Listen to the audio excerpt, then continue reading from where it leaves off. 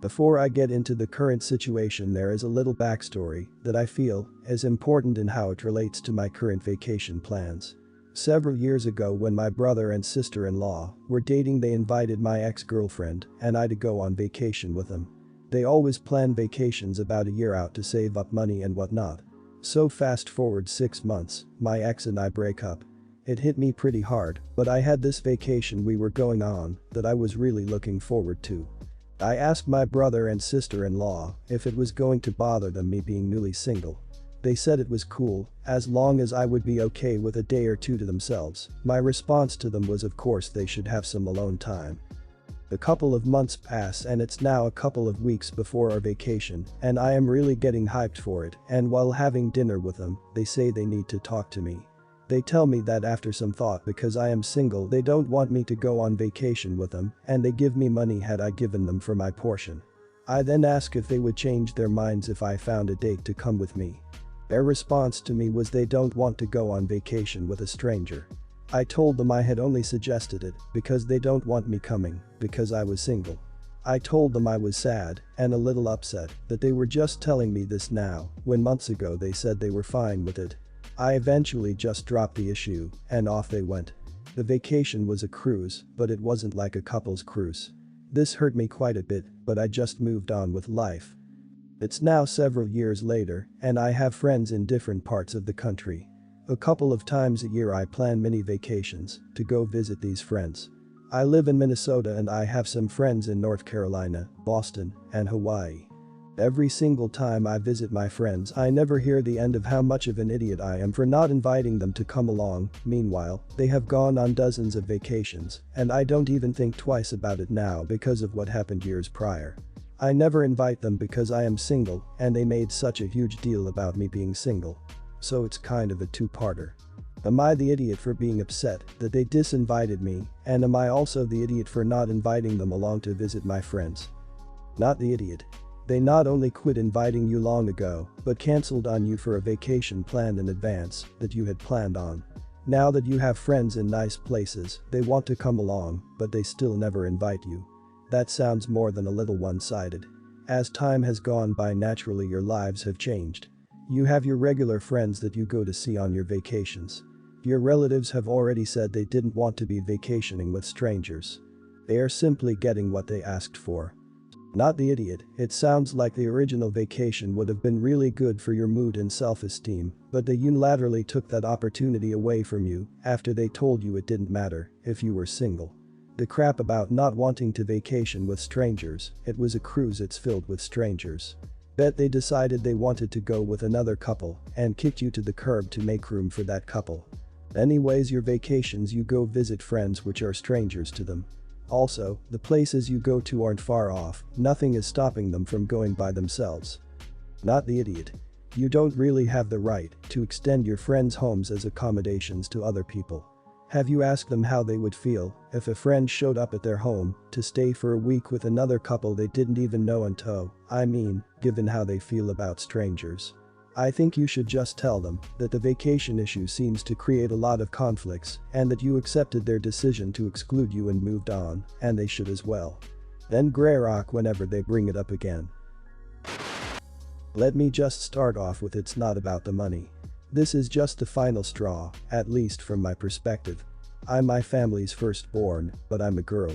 My brother is a boy, and we both hail from a patriarchal, European, Christian family where it's expected that women should both study, find a job, marry, have kids, but also not be stingy over their share of an inheritance that usually goes to their brothers. Which is okay, I have my own life, I'm a grown-up person, and I don't rely financially on my family, nor do I need anything from them.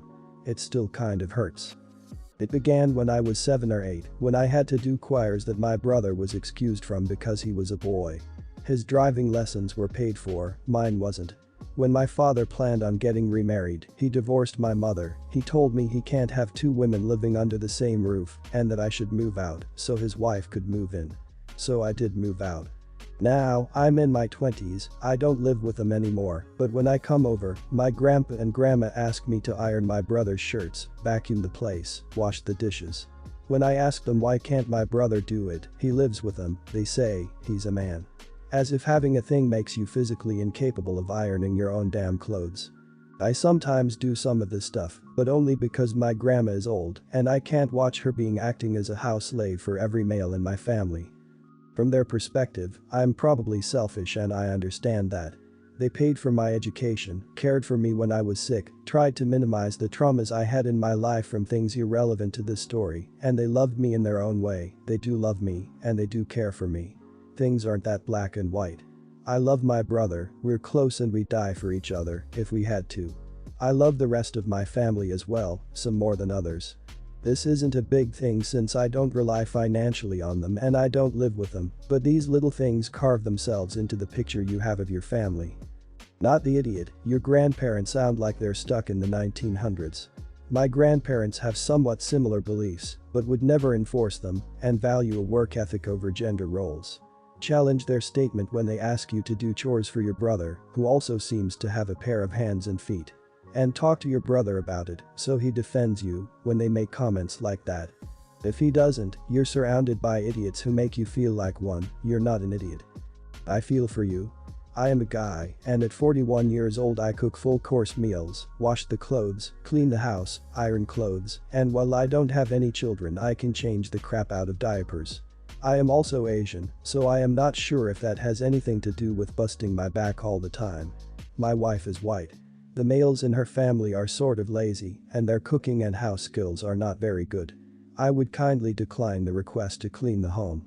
Their brother is a man and he can take his own responsibilities or hire someone who can do it. Good luck. I think that parents, in general, should strive to be as even-handed with their children, unless one of the children has special physical or mental needs and may not be able to take care of themselves without added assistance. A woman I met was the youngest of 4, and her parents paid for school and offered to pay for grad school for her older brothers, but when it came to her their attitude was you can go to community college or something. I think it's a totally unkind and unfair situation, and if your brother loves you as much as he says he should say so. I'm 24, the oldest of my father's children, and the only one of his children, born out of wedlock. He and Mum agreed that she got weekdays and he got weekends in the custody agreement. When I was about 5, he got married and he and his wife had a baby. Therefore, from when I was about 5 or 6 until I was about 15, Dad did spend some time with me, but most of the time he had custody, he passed me off to Nan. There would be patches of time where he'd make time for me, but then he'd have another baby and focus would be on the baby for a while. Then when I was 15 Nan passed away. Without her help, Dad ended up not using most of his weekends with me, and from 15 to 18, I ended up seeing him either one weekend every couple of months, or on what should have been Mum's time, by meeting him for a coffee after school or something. I also babysat my half-siblings for him sometimes but not often. At 18 I moved away for uni, and from then until now he does call me around the holidays. I call him on Father's Day and his birthday, and he calls around my birthday, because he doesn't actually know when my birthday is. The last time I saw him in person was Christmas 2018, when I dropped by on my way to Mum's house. So on the whole, we've never been that close. Before Nan passed away, she gave me her engagement ring. Dad got divorced when I was 18. He met someone about 5 years ago. He wants to propose, and he wants Nan's ring to do it. I've said no, it was meant for me, and I intend to use it when I get engaged one day. Dad's response is that he needs it now, though, and I'm not engaged yet, and that Nan was his mother, so he should get the ring before I do, and he says he'll give it to me when he passes away, which is according to him the path that the ring should have taken. I told Dad that it's my ring, I'm keeping it, and he said that he's very hurt and upset over my choice, because this is his mother's ring, and he feels he has a right to it, and has basically said he was planning to propose this Christmas, so either show up ready to give him the ring or don't come by this year. I asked my roommate what she thinks, and she says that I could have compromised egged he gets it now, but I get it back when they get married. My partner agrees with me and says that I should keep the ring because I might never get it back otherwise. Am I the idiot for keeping the ring? Not the idiot, and unfortunately no compromise is going to fly. If that ring leaves your possession, it's gone, gone, gone. He is not going to give that back. It was given to you, and that should be the end of the matter. Also, his ability to make a relationship last screws. Chances are this ring is heading on out of the family on the hand of some stranger, never to be seen again. I also think he has zero emotional attachment to the ring, it's just a nicer one than he can afford. His theory that it will come to you when he passes is crap, just imagine taking the ring off the widow's finger. Not the idiot, at all. You're innocent. Keep the ring. Firstly, do not give him that ring. Even if it's a compromise and is temporary, I'm almost certain that he'll keep it forever. That ring was given to you instead of him. Secondly, from what I can gather, your dad isn't the best at maintaining a relationship. If his potential fiancée is given the ring, it could be taken from the family and disappear if their relationship falls apart. Thirdly, he's even more so the idiot for guilt-tripping you over it and making you seem like the bad person involved. Yeah, I agree with your partner that you're never going to get it back if you give it to your father. His new wife isn't going to think of it as a loan. She's going to think of it as belonging to her and any child she gives birth to with him. If your father wanted the ring, then he could have discussed that with his mother when she was alive and got it from her back then. But that didn't happen. She gave it to you because you're the one she wanted to give it to, not to him. So, in my opinion, keep the ring. My divorce was just finalized, and since we had no kids I thought we were done, but my ex's mom just decided to wade in, and we are up in arms again.